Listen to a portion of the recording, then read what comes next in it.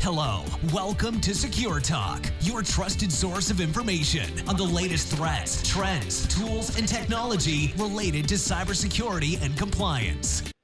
Hello, everybody. Welcome to Secure Talk. Secure Talk is brought to you by Adequest, your cybersecurity and compliance partner. My name is Mark Schreiner, and I'll be your host for this episode of Secure Talk. Today, I think we're going to have a really special conversation because we have Rick Jordan, who is the founder and CEO of ReachOut Technology. He's also an author, and he has his own podcast, the All In Podcast, which covers, from what I can see, a wide variety of topics. I'm not sure where this conversation is going to go, and I'm on my third cup of coffee, so let's fasten your seatbelts and let's get going. Rick, how are you? And I'm a little jealous now. I should have had some espresso before I jumped in just to match you, right? It's funny. I kind of have a rule that I will do one cup before a podcast just because I tend to get really wound up, and excited.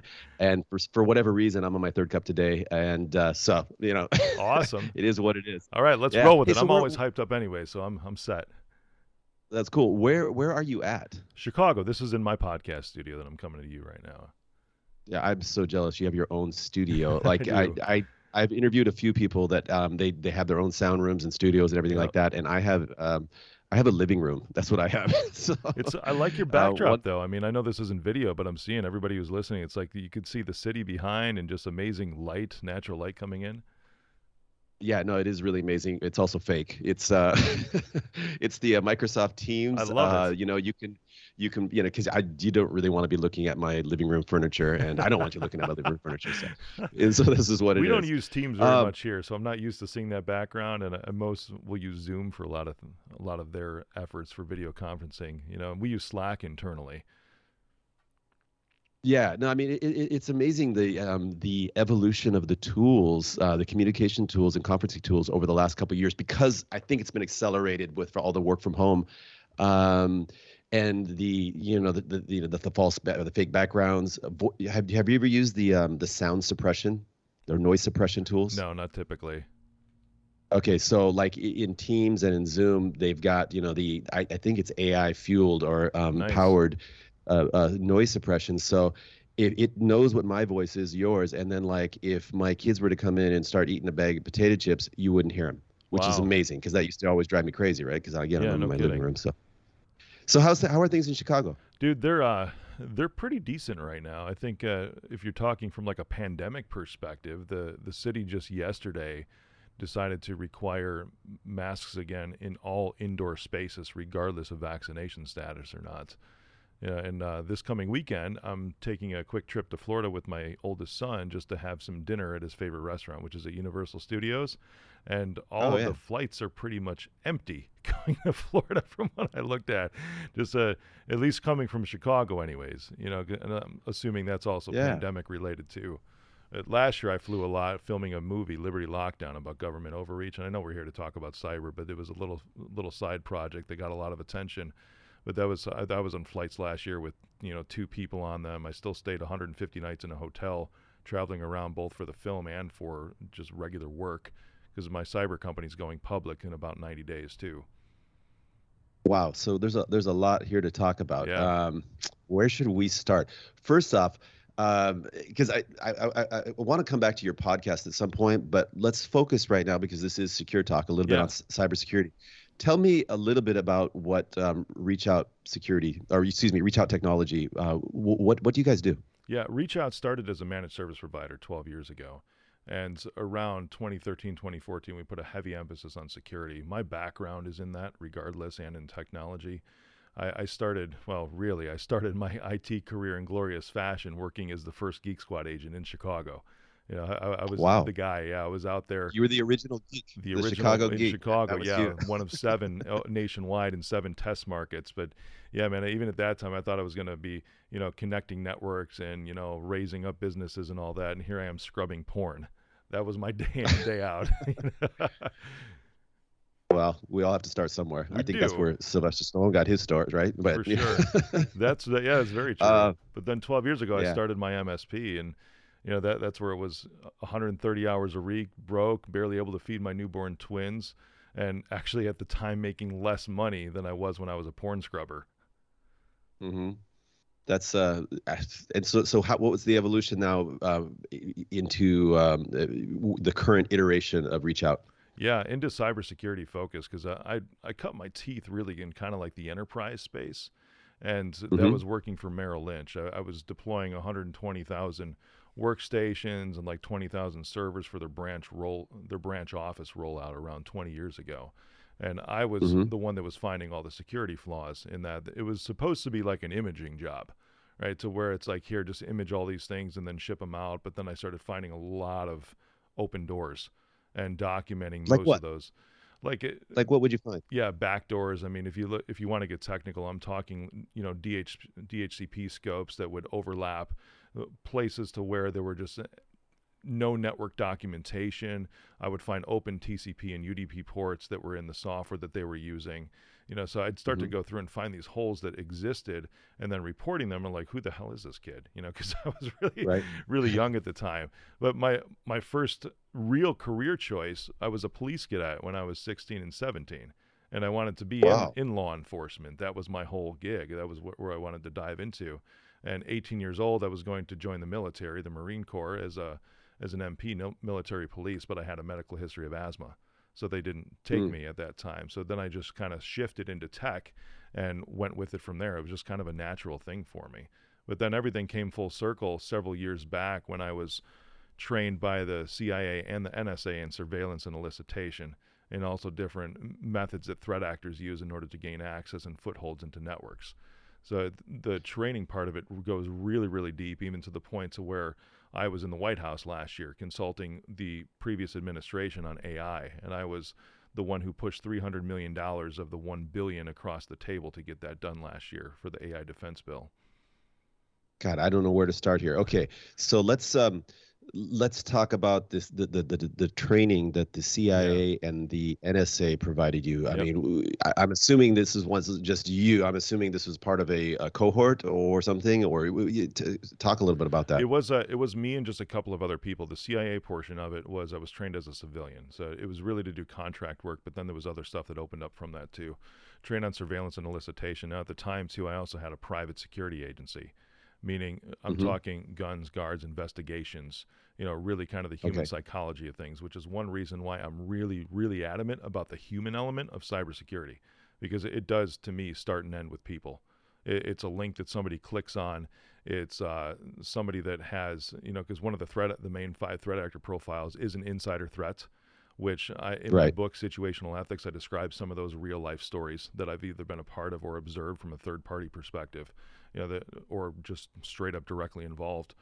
The It starts and ends with humans, and that was one of the things that I've discovered being trained by the CIA. I was trained by the guy. He was called the Legend, and I'm not, I know his pseudonym. I don't know his actual name because that's still classified in the surveillance and elicitation aspect of it. So surveillance, as it's defined, is being able to really observe things over a period of time. And that's in Hmm. cybersecurity. What does SIEM do? What do humans do at a SOC? That's exactly and Right. precisely, at least what they're supposed to do, right? But Right. from an engineer's perspective, I feel that there's always a gap that exists between the tech and the tools and the actual human being. Because if there's not a progression of thought and abstract thinking around that, because I've Hmm. battled the hackers from China, the threat actors from China into one of our clients on New Year's Eve before, trying to figure out Wow. exactly where in the world that attack was coming from.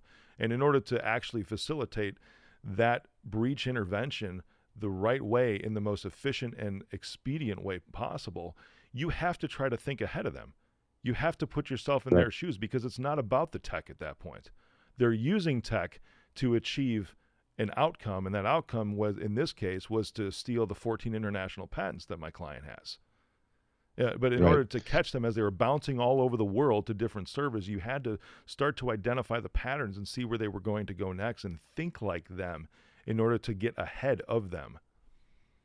No, I get what you're saying. Instead of trying to combat the technology per se, you're trying to figure out, okay, what's the next tool or what's the next move that they're going to make, and figure out how to kind of plug that hole before they get there, You I got it. suppose. That's exactly it. What advice? I mean, because you mentioned that the human element is hugely responsible for most of the breaches out there. what advice would you give to a mid-sized company owner that says like, yeah, I think our stuff's pretty secure, but they don't really know and they don't really have a plan? And in the context of that human element, which could be a disgruntled employee, it could be whatever it Yeah. is, what advice would you give? Yeah, one, don't go it alone. That's the biggest thing. Even if you have an internal IT staff, don't put the entire responsibility on them. If you're a large enterprise, sure, you have entire cybersecurity divisions and you have budget that's set aside for those projects, for those initiatives. But typically small and medium-sized companies, at least from what I see, and this is true across the board, which is why they're the biggest targets now, especially as we've seen the ransomware hits over the past month and a half.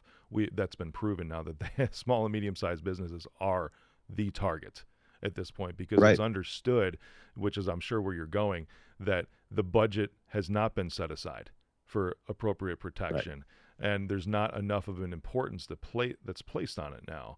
At some point, I'm sure it's going to be mandated, because I'm seeing, in the Journal, I have a Wall Street Journal subscription and a couple others, that now, in order to even have cyber liability insurance in the future, in order to have that endorsement on your policy, on your general liability policy, you are going to have some kind of security awareness training that exists within your organization in order to even be capable of being covered by insurance agencies. So the insurance agencies are also recognizing that the human element is probably the biggest vector for attack, right? Bingo. I mean, You and got it. so create awareness or do some training so that people won't click on the wrong things. So let's kind of maybe break this down a little bit in terms of the human element. There are probably several different ways, and one could be the inadvertent, I click on a phishing email, a malware, a file. But how would the training help with a disgruntled employee or somebody who just wants to mess with you, man? I mean, Yeah, I know. what advice would you give to a business owner in that situation? This is sort of a specialty area that ReachOut, my firm, gets into, because there's ways and there's tools to monitor behavior. And behavior, there's certain indicators that are looked at. For example, we'll take business functional groups. So I'll use a law firm as an example in this case. In a law firm, you have, founding attorney, right? The founding lawyer. Then you might have partner attorneys. Then you might have associate attorneys that are there. Right. And they all have different functions, but then you also have paralegals. Then you have legal secretaries. Then you have clerks. They're all different business functional groups. And if you take them as a whole, because data never lies, and there's tools out there to be able to do this, and we've set up alerts in order to manage and monitor these things.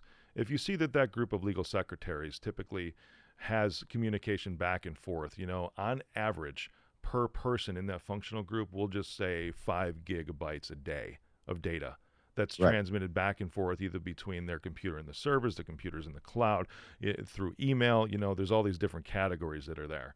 But out of this group of 10 legal secretaries, one of them spikes this week, and they're outside the normal parameters. Then you start to look, okay, is this something that then it's the human that has to go in and take a look at this. It's almost like a policeman kind of patrolling the street. If you see 5 drug dealers on the corner, right? They're probably all doing the same thing, and it's not that big of a deal. But all of a sudden, if you see a crowd on a corner that's the same day of the week, and it's something that's out of the usual.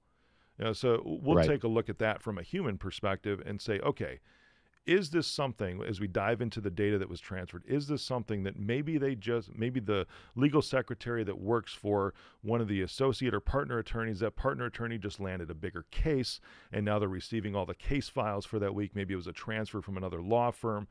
So we dive into all the reasons why it could be the right thing that we're seeing here. Right. And then if we can't find any of those, then you go knock on the door. Yeah, it's something like that. But the way that we're structured is we'll have some places call them a customer success manager, but really it's a security advisor that we align with a site contact.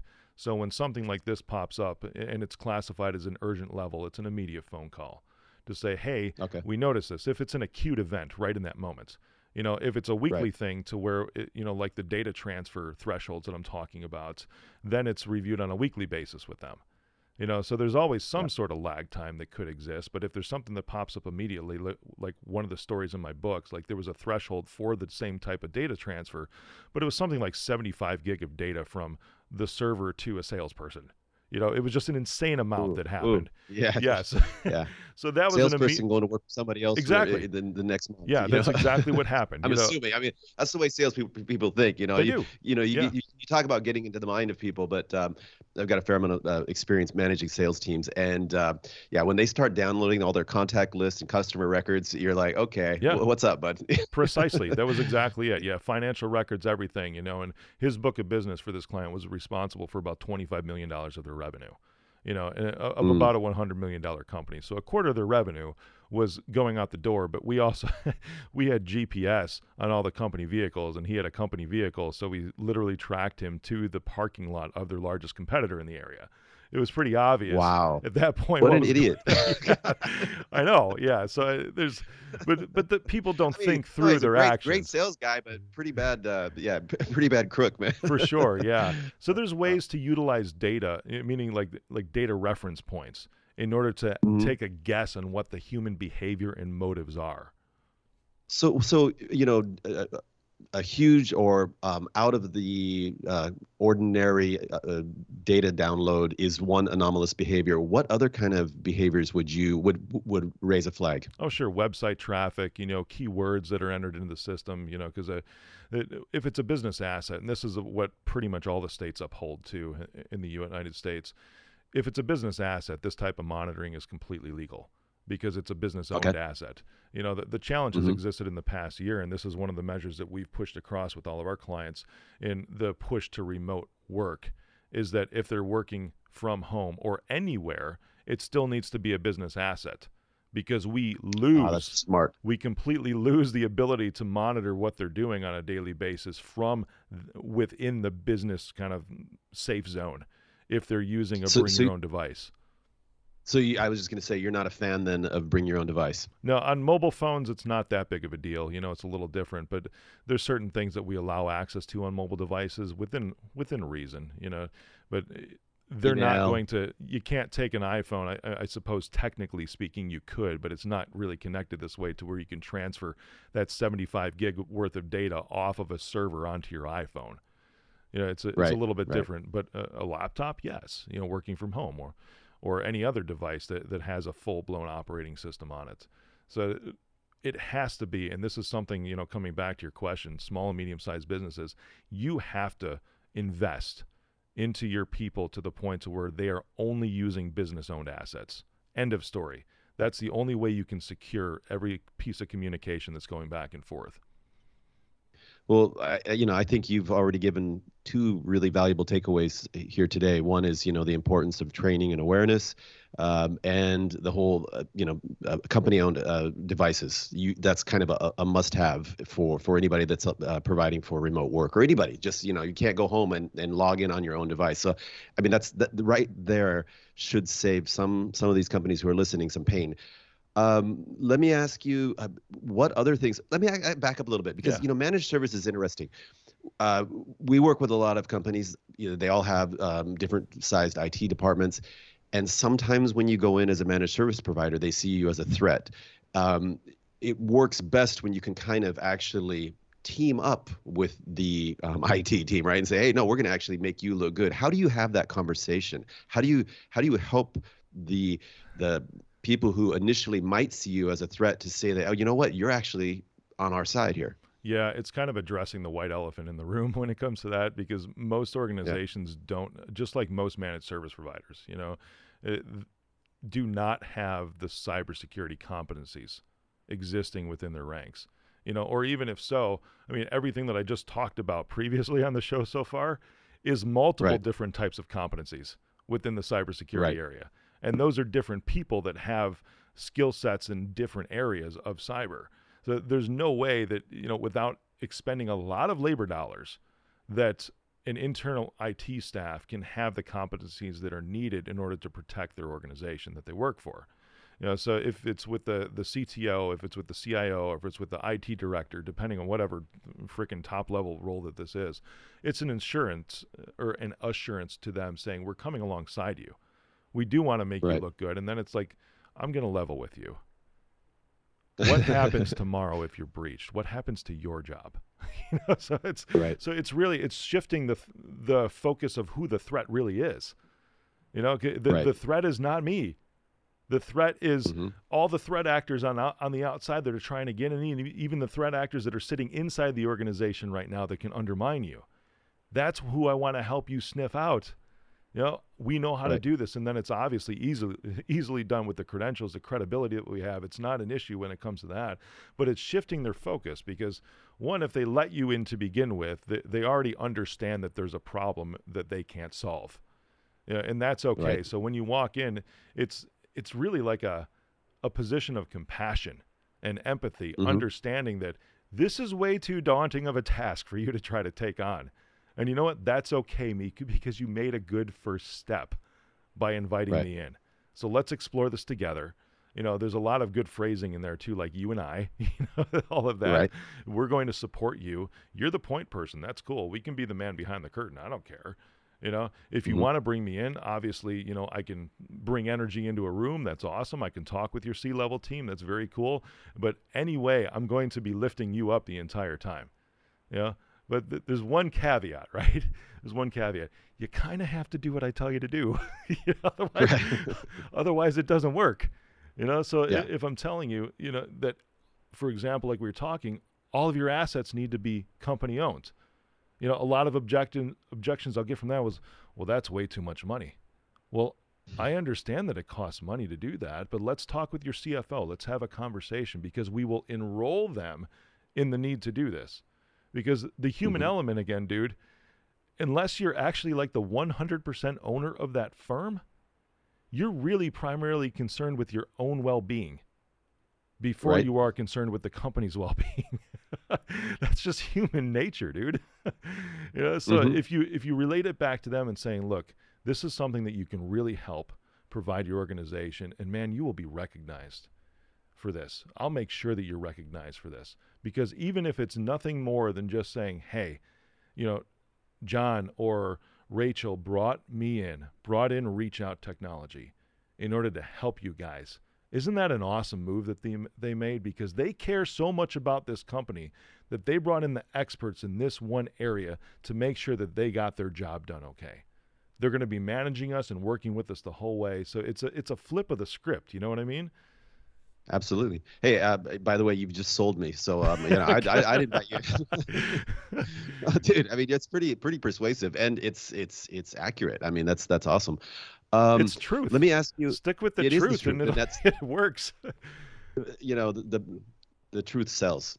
Truth and trust, right? And once you gain their trust by telling the truth, then you can really partner. Let me ask you. In addition to the human element. Okay, I'm a business owner, and I'm like, okay, I've got the training, and now for these potentially rogue employees or salespeople, I've got some detection that will technology that will flag anomalous behavior, the huge download of files. What else should I be concerned about? Yeah, the biggest thing from a very practical perspective these days is 2FA or MFA, multi-factor authentication, that I'll tell any small and medium business. And that's defined. I love this because you hear the acronym and it's still mind-boggling to me, but this is the state of our industry, right? Is the acronyms that are out there on a consumer level, most don't understand, and that's okay. But if you relate it back to something that they do understand, it's like, what happens when you sign into Chase.com? You bank with Chase, you bank with Bank of America, you get a text message, right? And they're like, yeah, I do. I'm like, that's MFA. That's multi-factor authentication. So they're like, I've never used that before. I'm like, you've been using it for 20 years. This is the conceptually anyways, in different ways.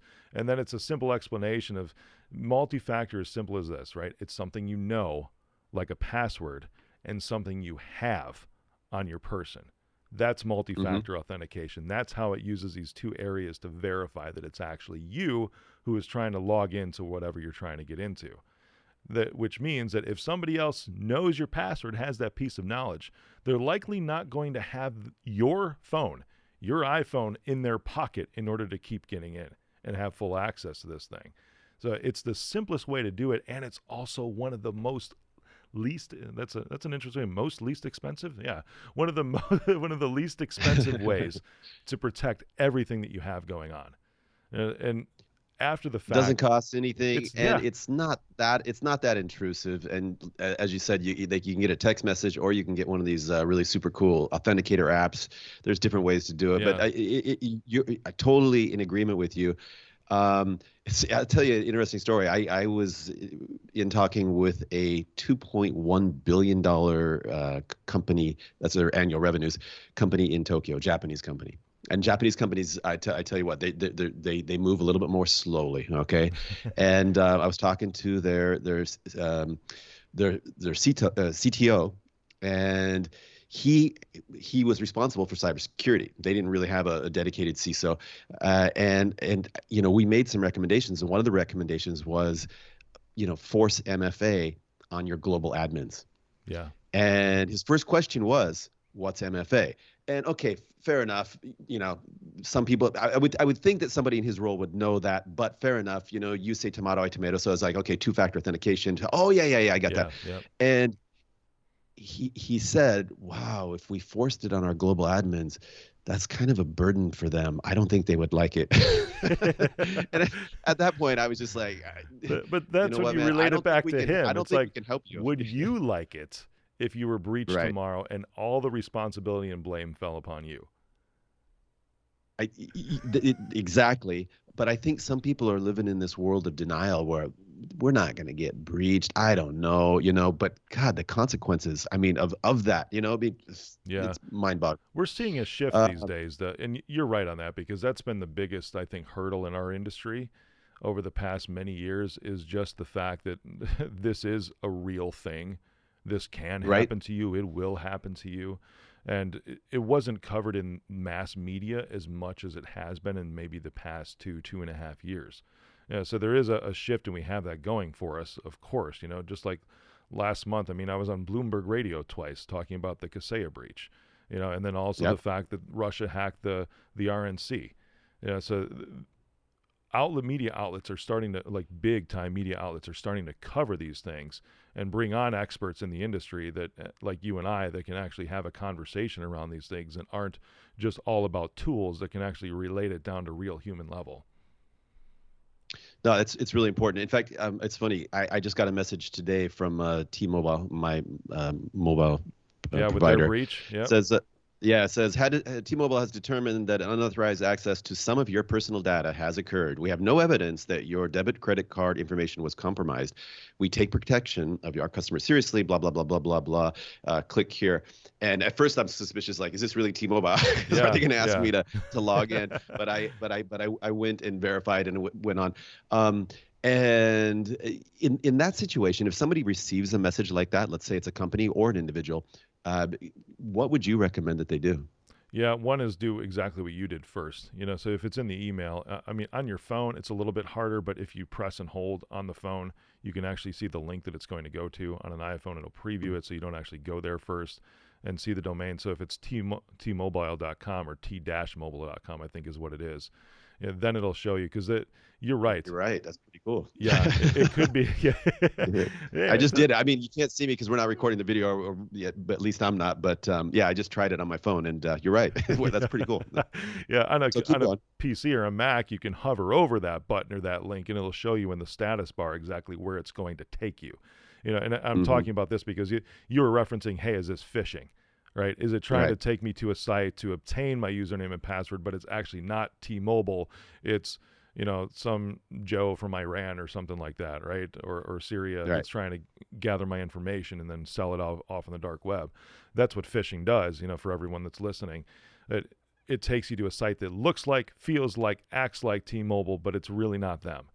And the only way to tell that from an email, like if it's like Mark right here being like, is this really T-Mobile? That's the first question you should ask when you hear something like this or see an email like this. But then if it's on a PC or a Mac, you can hover over that in Gmail or wherever, and it'll show you where it's going to take you. Make sure it is t-mobile.com, the actual website that it's supposed to take you, or on your phone, like Mark just did, you can press and hold that link, to tap and hold, and it'll show you a preview or the actual URL where it's going to take you. And keep a lookout on those things too, because at a quick glance, and this happens with a lot of phishing a lot of fishing expeditions. I love that word, expedition, and because they're mass, right? They're Right. broad. That's why they're kind of like expeditions, is they cover millions or billions of people when they send these out. Sometimes that domain name can very much look like a T-Mobile domain name. So Sure. if it's t-mobile.com, the O, this is a tactic from threat actors, from hackers, the O will be changed to a 0, and they'll buy that domain. So at first glance, it very much, they are, yeah. It'll look like that. So you just have to pay attention to those things, and this is really why it comes full circle in our conversation back to security awareness training. Because with just what we've talked about right now and showing people how to identify this in a corporation or even at home, they can protect themselves and the organization they work for by just having this knowledge. Absolutely. And it's interesting because we've beat up on T-Mobile here for a few times, but let's shift to the Social Security Department, which actually I don't think it was really them, but I've received calls. So you expect that a cyber attack would come through your phone or your computer, right? An email or something. But I've received calls that your Social Security number has been blocked. And you get some people, they'd be like, "Oh my God, they blocked my Social Security card." That's another thing. I can't live with. Yeah, there's a lot of misspellings in those emails too. That's why I said BLOKED. No, but that was I actually got a voicemail, like what do you call it? Not voicemail, like a spam call, like a computerized call, call, and it was a computer saying, "Dear Mark Schreiner, this is the Social Security Department. We're sorry to tell you, but your Social Security number has been blocked and or frozen or whatever." And that would freak some people out, and then they want you to call in, and then when you call in, because I do it just to see what's the game, right? They're like, "Oh yes, sir. Well, to verify it's to you, please tell us blah blah blah," and that's how they get your information, right? I mean, and so it's, we call that crazy. Social engineering. Yep. And you need to be aware of it. And sometimes, can you give? I mean, I'm sorry, I haven't read your book. I will. No problem. Do you have some examples in there about social engineering? Yeah, not many. One of them was we had to figure out who is siphoning some files off. It was actually at a law firm, and it was so it was just kind of some question and answer, because we had it narrowed down to that it was probably one of the partner attorneys.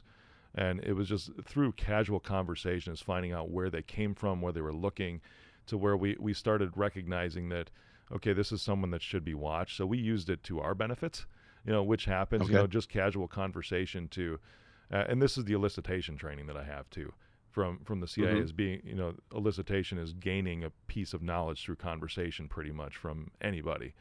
So I've been trained on how to talk to Mark here, and I can get information about anything I want to out of Mark, just in casual conversation. You're making me a little nervous here, man. No, it's all good. But finding out that this... I don't have any filter at all, man. So I'm just like, okay, whatever you want, man. It's all good. Oh, go ahead. But this is part of it, to where, when the tech matched the knowledge that we gained about this individual, and we saw that a new Dropbox account was created and files were being dumped in their case files, it's like, okay, this could be legit. But I had conversations with this individual on how they had a rough departure from the firm that they started. There was a hostile takeover, and they've shown me pictures with themselves and the mayor of Chicago, and how they used to be in these very prominent circles and sort of had a rough go at it the past couple of years. So now you start to think, well, there's probably motivation there. In order to do something like this, because if they were at this position of status before within the community and now they've sunk into a low, it's always, well, how do I gain that back? That's typically what humans will think, So through the process of conversation, it happens naturally for me, but there's some ways that I've trained, and I don't remember the very specific questions off the top of my head, trained my team to ask these questions in regular client engagements, and then take notes on these things just to gain where people are at in their own headspace around everything that's going on. I mean, I'm just talking in life. You have conversations with them, you build rapport, then they'll trust you with this information, and they'll start to spill things, and we take notes. That way we can reference back and be like, okay, well, this was a little off today. Things just didn't feel right with some of the things that were being said. So maybe we should just take a look deeper to see if something's going on. Note to self: Rick takes notes, so be careful.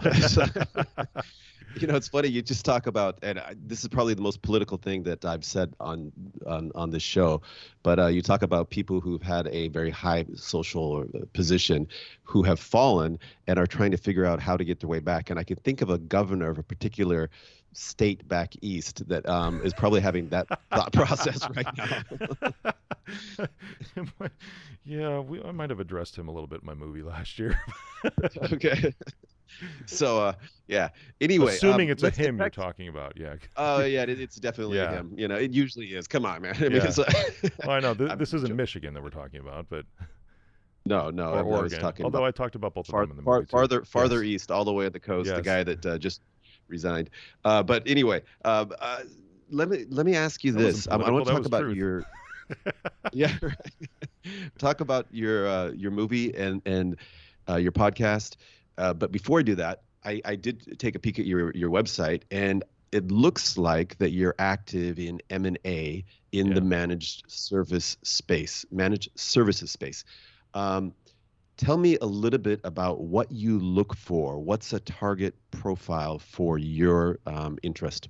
Yeah, that's a great question. I appreciate you asking that too. Yes, ReachOut is going public. We're in the process of that right now. We have been for a little bit, but it looks like we're filing towards the end of this quarter or the beginning of fourth quarter, which I'm really excited about. It's been a lot of time and effort put into this. The whole effort is to do what we were talking about a little bit on the show, to unify a portion of this industry, create a nationwide brand that's trusted. There's no managed service provider that's ever gone public before. So we're the first. It's just a vehicle to accomplish this unification and build somewhat of a trusted brand, actually build the trusted brand across the United States and North America as we continue to expand into Canada. And the targets that I'm looking for in this, because if you look at the M&A activity in this industry, typically the ones that you see posted everywhere, it's usually private equity that will look for companies that have at least, $1 million in annual recurring revenue or $5 million top line revenue and higher, because their goal is to really build a portfolio and then sell off that portfolio. Because private equity, they're looking to, with the economics of scale and how a roll-up works like that, even a micro roll-up, the whole is worth more than the sum of its parts in that. So when they put it all together, if they bought, 5 managed service providers that do $5 million in top line revenue, that's $25 million in top line revenue, when before it might have been worth 1x the revenue at $5 million. This is just really stupid numbers, by the way, that I'm giving you, just really basic. Now it might be worth 2x the top line revenue. So that sum of you've doubled the value. Exactly. Just by throwing everything together, right? Right on. Yeah, that's exactly it.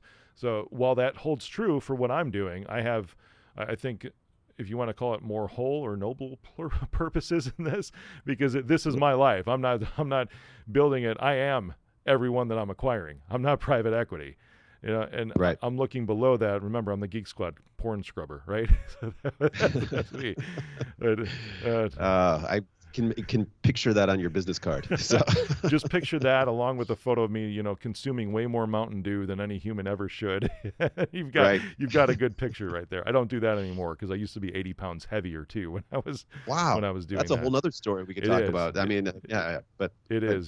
Please continue. Like unicorn in the industry, right? Because I'm fit, I work out, and I know the struggles that everybody has, even down to the personal level of weight and family and trying to run a business and all that. I am everybody else. So I'm looking for between 500,000 and 5 million in top line revenue. So I'm starting below where private equity typically looks. And the reason for that is because we're looking to just create this nationwide brand that's a huge trusted brand, and this revenue scope is really great for those who are looking to be part of something that's bigger, because it's typically the pressures, and I know them, because I don't mind sharing this, but last quarter alone, this year ReachOut did $1 million in revenue. It was like 1.1 million in revenue just in quarter 2 of this year alone, of 2021. And 2 or 3 years ago, we did $1 million as a whole for the entire year. Right.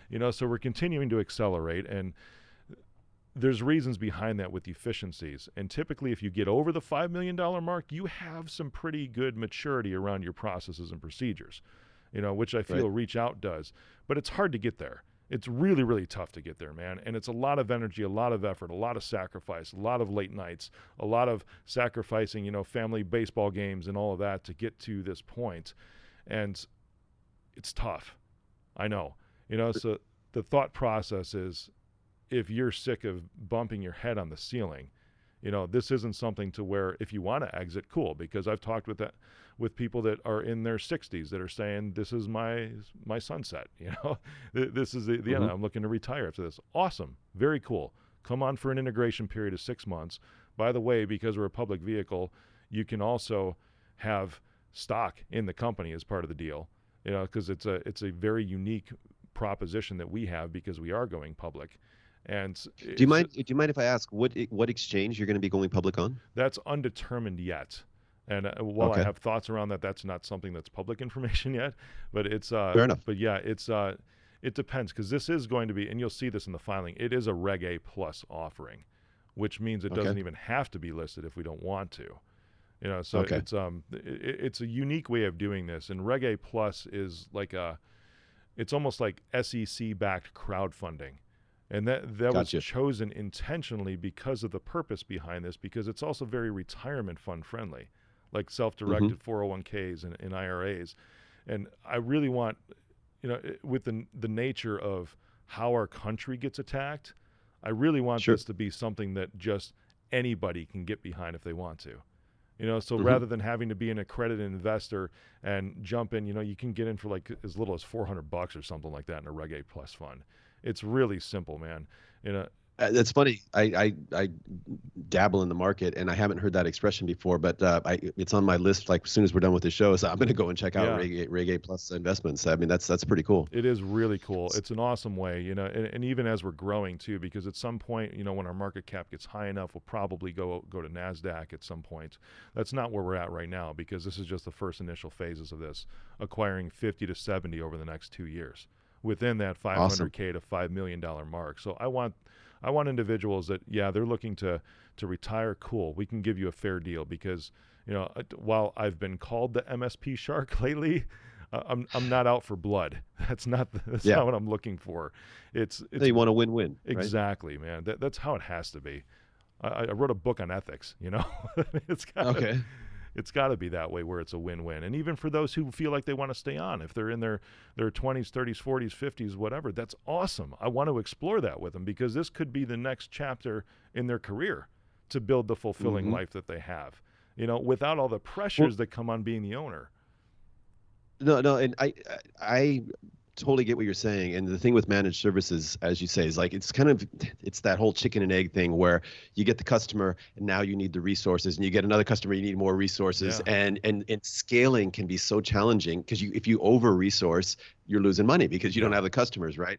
You have to have the right infrastructure, the processes, and and if you're trying to reinvent that or invent that all on your own, it can be super challenging until, like you said, you get to a critical mass or a certain level to scale.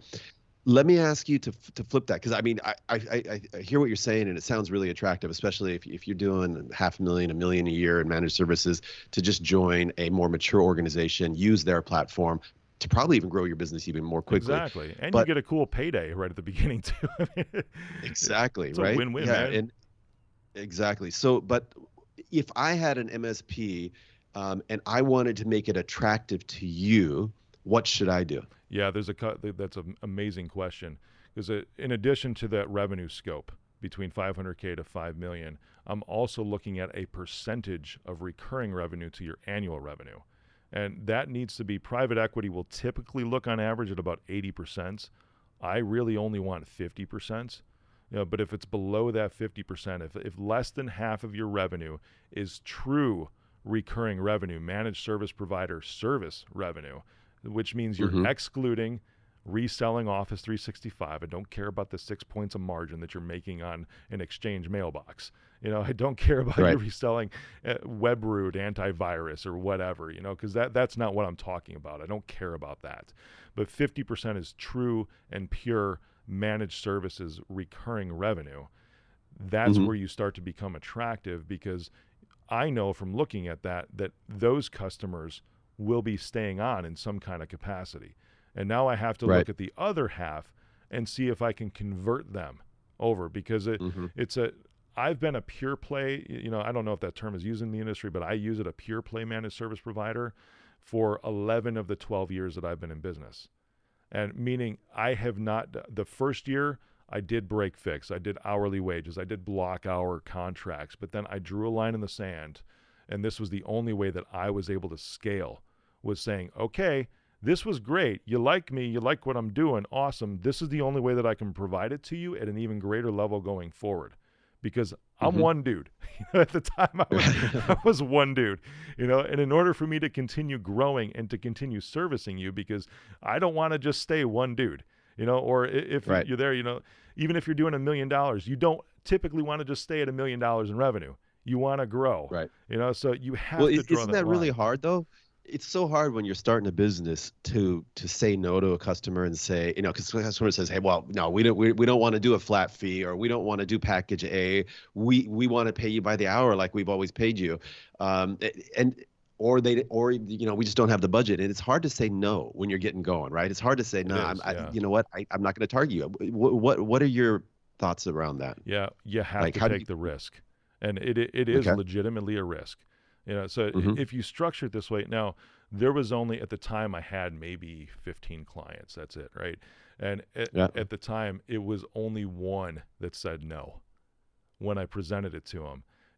I hear these stories across the board, but there's coaches out there that in my industry that will say, oh, kind of gradually move them into it. And it's like, why do that? I know my direction. I know where I want to go. Right. And I feel that, even if I have multiple plans, because I've always only had one plan for my clients too. If I had multiple plans, back to T-Mobile, right? I think they have 2 plans now, but they used to just have one. That's it. Right. Because it's like, as the expert, I know what you need. I don't want to provide service to you if these things are not included, because I know that you're going to get pissed at me if something breaks. So if I can structure something that gives you the most value for a fair and premium price, to where you know that this is the best that you can get, and there's a reason why you pay the high price, because it is the best that you can get. That's how I structured it and presented it to everybody, and 14 out of 15 converted. On the spot. And then I'm thinking, man, this is awesome. I can hire some people now. Right. It must have felt really good too. Just to, it's kind of like it allows you to focus, and it allows you to plan more, because you have these people on that fixed one plan, right? Hey, this is probably one of the longest conversations I've had, so I don't want to go too much longer here, but I do have to ask you about your podcast. And then we'll get to the movie at the end, because I've never had somebody on here that's been in a movie before, so I got to touch on that. But tell me about your podcast, and tell us about your podcast, what it's about, how people can find it, etc. Yeah, if you just search my name, Rick Jordan, on any podcast platform, even if you just Google me, for real, I'll be all over the first page, and the podcast usually sits somewhere towards the top of the first page on Google. But it's search Rick Jordan. The podcast is All In with Rick Jordan. That's the official title of it, but it is the All In podcast. And you're right. I heard you mention this at the beginning of the show. I do have a lot of different industries that come on the show. There is, we started this, I think, towards the end of last year, an actual cyber edition. So it's about every 1 or 2 out of 10 shows that is a cyber edition, to where I will bring on, I'll bring on ethical hackers. I'll bring on people that just know things about AI and how that's influencing cybersecurity, really kind of dirty deep with people that are from our industry, Mark. But most of all, the thing that really accelerated my success, and this is why the podcast is structured this way, was me getting outside the bubble of our industry, outside the bubble of all the managed service provider events and the IT events, and actually learning from people from different industries and applying those principles back to my company and back to even my own personal growth, which is why I'm so big into motivation. I never would have friends like I do, like Kevin Harrington, the original shark of Shark Tank, or Michael Gerber, the author of the E-Myth, and I could keep going on and on, or Jordan Belfort, the Wolf of Wall Street. If you had Jordan Belfort on. Oh yeah, that's funny. So he was even speaking at an event 2 years ago. I know, but I wouldn't. Sell me that pin. I wouldn't have had these connections with people, or even the board that I put together. With like Darren Jacklin from eXp Realty, who took eXp from $2 million in annual revenue in 2014 as the first independent board director to they just did $1 billion last quarter and their valuation is like $8 billion, in just 7 years. So you just talk to people who are hitting the ball out of the park and say, how did you do it? What was your experience? Help. Yeah, There's awesome. There's got to be a way that we can structure this, right? Or it's like if I'm thinking, hey, I want to get involved in this area of real estate. It looks awesome. Let's find a guest to come on and talk about that, because if I'm asking the question, there's got to be other people that are asking the questions too. But that was the biggest point for me in self-growth, is getting outside of my industry. And that's why the podcast is structured that way, to bring people on in business, for motivation, and of course for tech and cyber. That is so awesome and motivating for me. I'm gonna start doing that. I don't know how I'm gonna do it on this structure, but Dude, I definitely learned so much from my people. guests, for real. Yeah, exactly. Right. I mean, I've taken like a half a page of notes just from you today, and especially that Red J thing. That is, to me, is like so cool. Okay, last thing. Okay, tell us about the movie, man. Yeah, the movie. This I wouldn't call it politically charged, but it was more like bringing the truth out, right? The movie is Liberty Lockdown, and you can go to libertylockdown.com. It exists on Vimeo right now, and this will give you a little insight, because it was going to go to Amazon, and we looked at Netflix, and Amazon declined to sort of Netflix because they classified it as hate speech underneath their terms and conditions, and is like completely banned from their platform ever. They don't even allow an appeal process. It's pretty interesting. They're kind of hardcore, being big tech. And is this movie going to trigger me, man? Does it have trigger warnings? It's going to make you think like, what the hell, because you talked about this interesting governor back from East, right? It was New York. I mean, come on, man. Of course he just announced his resignation. Yeah. So and for rightfully. Again, I don't get political on the show. It's even different reasons than last year, and we were looking at the government response at the state level was, and this was the thing that boggled my mind. So while it's a movie about the pandemic, it's a documentary about the pandemic, it is not about the virus itself. It's about the government response, and how I'm big into the human element. The same thing, how the government response affected people, humans. On the street, working and I got kids, man. I got kids that are sitting in front of a computer for 12 hours a day, and I'm like, okay, they can't play soccer. And again, well, God, you know what? You're making me go political here, but I gotta say, I read the reports, I read the papers. There has been no outbreaks from schools in one, but for two, for outdoor sports. I mean, they're playing soccer, and you say, oh, they can't play soccer anymore. No, and I'm like, okay, it's churches, it's discos, it's large events indoors where people are talking at a higher than normal voice, using a louder than normal voice, because you're projecting, right? Those, almost every major outbreak has been tracked or come from something like that, but they just say, no, it doesn't matter, we're shutting everything down. And I think we need a more balanced approach. That's exactly the point of the movie. You got it. And there should have been a consistency across the board that was coordinated, and I know some states tried to do that with neighboring states, but it didn't work because every governor really seemed to have their own agenda in mind. And that was the disheartening part of it, that there was no collaboration across state lines. And even more so, and you'll see this in the film, but when you looked at like Cuomo, who was in New York, and how he was, elderly people by far, of course, were at risk, right? And the most vulnerable. Exactly. And middle of last year, there was a study that was released by, and it still holds true to this day, by the University of New York, that showed that the biggest determining morbidity factor was, are you over 80 years old? And then underneath that, it's the question, the decision tree to determine how likely you are to die, right underneath, are you over 80 or not? Then it was, are you obese? Right.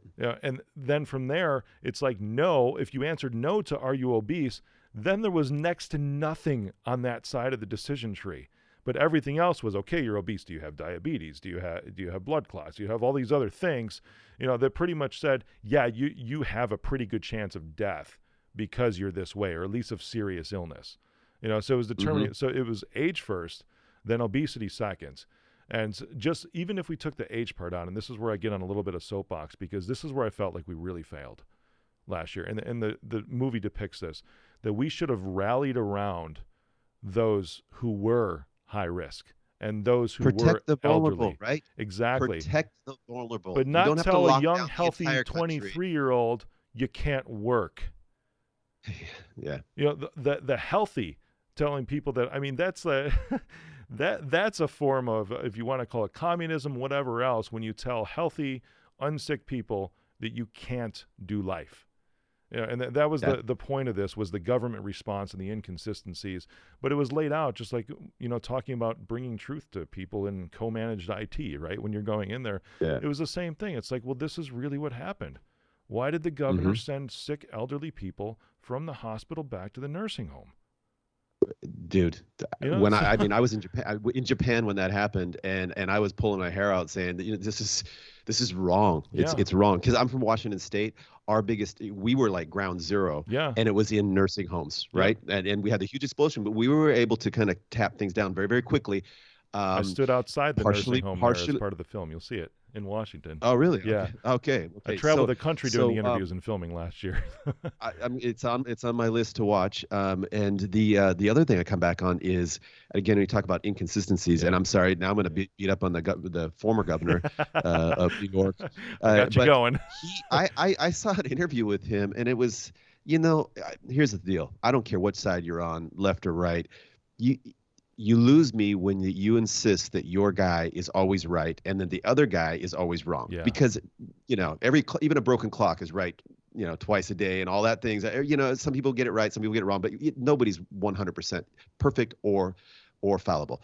So I listened to this interview with Cuomo, and he was saying, you know, well, it's so complicated dealing with the state of New York because we have all these cities and all these counties and and nobody understands how complicated my job is to deal with this pandemic. And somebody asked him, well, then you've criticized the president, but doesn't the president also have a complicated job? Oh, it's completely different. It's completely different. Like, it's the wrong conversation. We should all be trying to figure out how to work together, but I guess that's politics.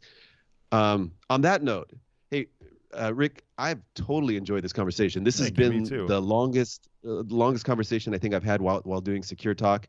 And, you know, I told you I had 3 cups of coffee, so that that was part of it. But the other part was that you are a great guest. You have so much experience, and I really, you know, appreciate you sharing that with us. And I have a feeling that we could probably keep going, but I think we should save that for another time. And I would love to hear about your progress going forward as your company goes public, and anything else you want to talk about in the coming months. So again, thank you so much. Sounds good, Mark. Thank you.